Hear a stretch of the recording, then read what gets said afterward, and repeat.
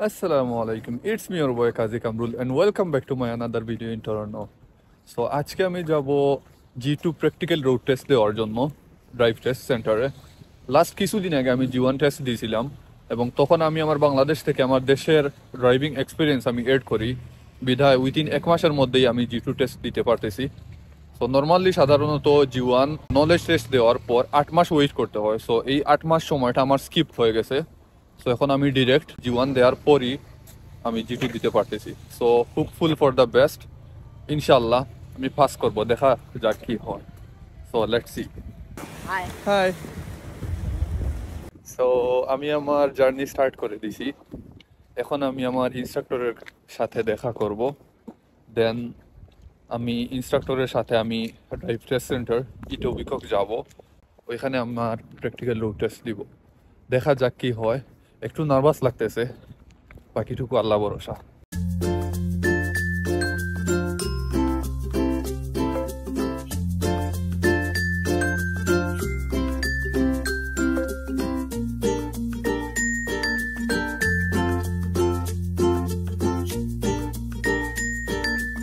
So আমি চলে আসছি drive test centre ইটোবিকক।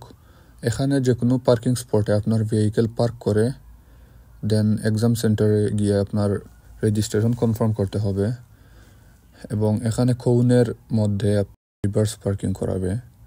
So usually exam সেন্টারে চেক ইন দেওয়ার পর তোমার past G1 driving experience add করে দেন চেক ইন দিয়ে দিব এবং এখানে ভেহিকেল নাম্বার, লাইসেন্স প্লেট এবং কোন স্পটে রাখা এটি দেওয়া লাগবে।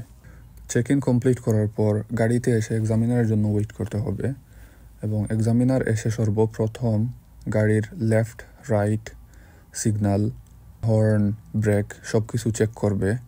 চেক করার পর সর্বপ্রথম জিজ্ঞেস করবে যদি চোখের কোনো সমস্যা থাকে তা এনশিওর করার জন্য এবং শরীরের যদি সিরিয়াস কোনো সমস্যা থাকে তা এক্সামিনারকে জানানোর জন্য। যদি শরীরের সিরিয়াস কোনো সমস্যা থাকে তাহলে এক্সাম রিস্কেডিউল করার কথা বলবে ইনস্ট্যান্ট, আর যদি সমস্যা না থাকে তাহলে সিগনেচার নিয়ে এক্সাম স্টার্ট করবে। ফাইনালি আমি ড্রাইভ টেস্ট G2 পাস করছি। So this is my instructor. Thank you, সব ক্রেডিট আপনার। লাইসেন্স লই লও ভাই। পাস করার পর ড্রাইভ টেস্ট সেন্টারে গিয়ে টোকেন নিয়ে লাইসেন্স কালেক্ট করতে হয়।